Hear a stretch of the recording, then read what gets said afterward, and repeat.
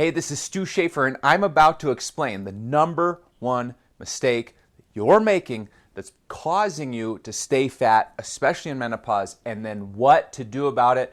And we're going to go over a 4-part process. So this is going to be really great. First, let's talk about the mistake.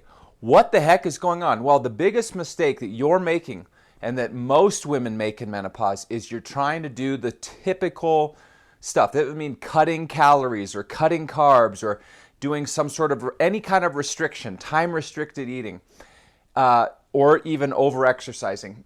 When you do these kind of traditional weight loss methods, especially if you're cutting calories or carbs, but even if you're time-restricted eating or you're over-exercising, there's going to be 4 side effects. This also happens if you're over-exercising.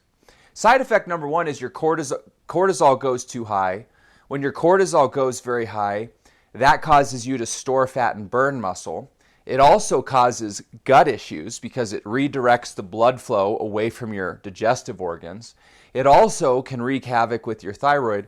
And obviously, if your stress hormones are too high, your body's not going to be able to convert and produce the sex hormones that you need. And this is why a lot of women will hit menopause and wham, their hormones just crash. This is one of the reasons. Now, the second side effect is that your metabolism goes down. Well, if your cortisol is running high, that's also going to cause you to burn muscle. If you burn muscle, that's going to slow down your metabolism. The thyroid, when it decreases, that slows down your metabolism. And if your body thinks it's not getting enough food or nutrients, it's simply going to downregulate its own metabolism. And then it's going to release an enzyme that makes it easy to store fat. Well, this is because your body thinks you're actually in danger. It thinks you're starving.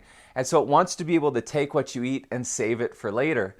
And the only place it can do that is your fat cells. So it actually releases an enzyme that makes it easy for it to put the food that you eat into your fat cells. So it makes it easy to get fat.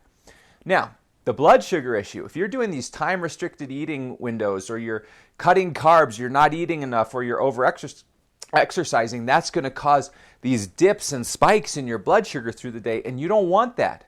Okay, you want stable blood sugar, but here's a secret. It needs to be slightly elevated. Think about it this way. Everything in your body, if it's too high, that's bad. If it's too low, that's bad. It needs to be in kind of this little sweet spot. And blood sugar is the same. Obviously, if it's too high, that's not good.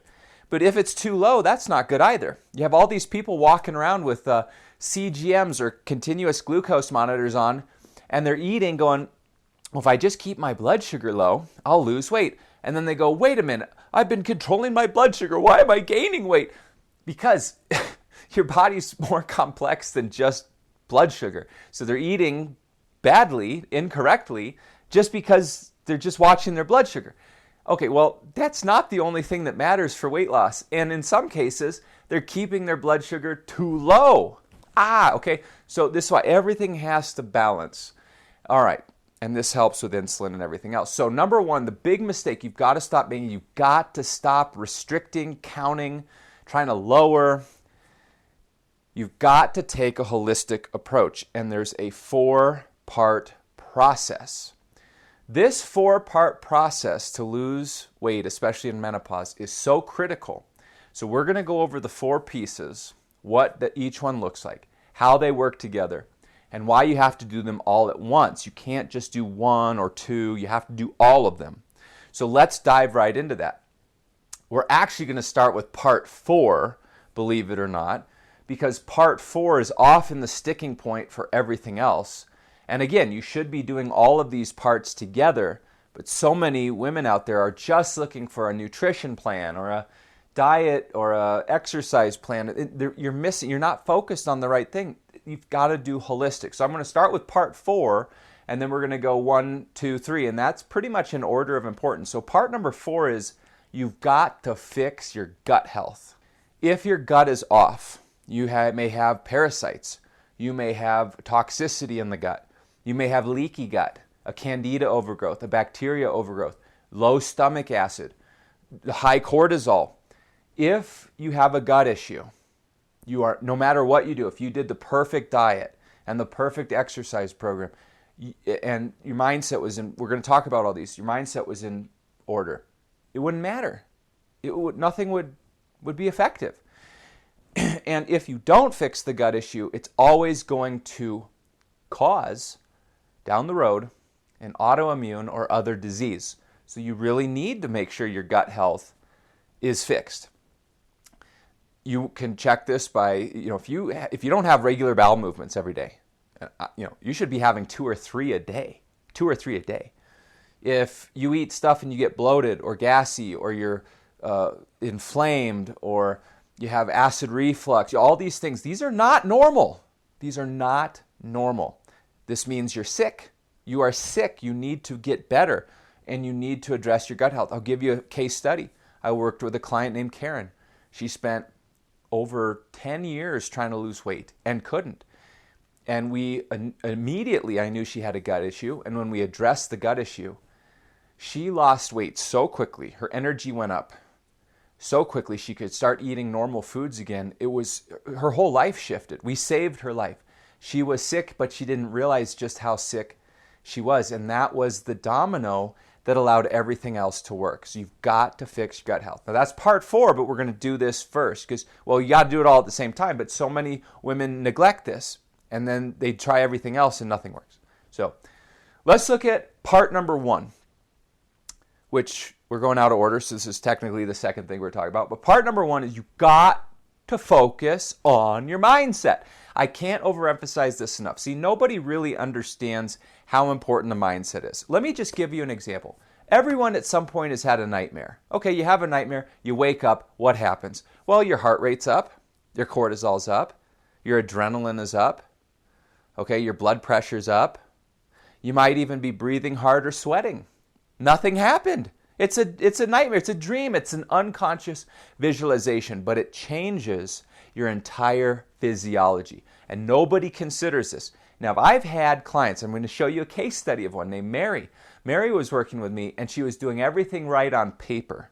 Eating, exercise, everything was on paper correct, but she wasn't getting results initially. And she was really discouraged. She was very frustrated, very negative, had a lot of doubt. She was using her mindset against herself. And I told her that. I flat out said, you need to change your mindset. Okay, don't change the exercise. Don't change the food. Just change the mindset for the next 30 days. And here's how you do it. And I gave her an outlined, a detailed program for her. Now, I'll give her credit. She followed it. She said, okay, I'll do it, Stu. She did it just to prove me wrong. I'm not lying. She thought, I'll show him. 30 days later, she comes back. Oh my gosh, I can't believe it. I've lost all this weight. I lost more weight in the last 30 days than I did in the first 30 days. I didn't change anything except my mindset. My heart rate variability was better. My sleep was better. My relationship improved. I got a promotion. All these things happened. I mean, everything shifted. She goes, Stu, I never would have believed you. I said, I know. That's why I teach this. That's why you got to do it. And she saw it just not only quantitatively, like numerically, hey, I have data for this, but then everything else anecdotally also improved. So mindset is key. It's critical. You've got to use the mindset correctly. If you're full of doubt, fear, frustration, anxiety, stress, what do you think is going to happen? Your body's not going to be able to digest. All the wonderful things you're doing won't have really any effect. You've got to be able to control your mindset so that you put your body in the right state for it to receive the things that you're doing and for those things to work. Now, you don't have to meditate and listen to New Age music for an hour a day. That's not what I'm talking about. You could do that if you want, but you don't have to do that. There are tangible techniques and tools, but you've got to do the right ones. And you have to do them correctly. Millions of people do mindset stuff every day, never see one iota of a result because either they're doing the wrong stuff or they may be doing the right techniques, but they're doing them wrong. You've got to do the right technique and you have to do it correctly. But you've got to get your mindset in place. Let's look at the part number 2. Part number 2 is the food.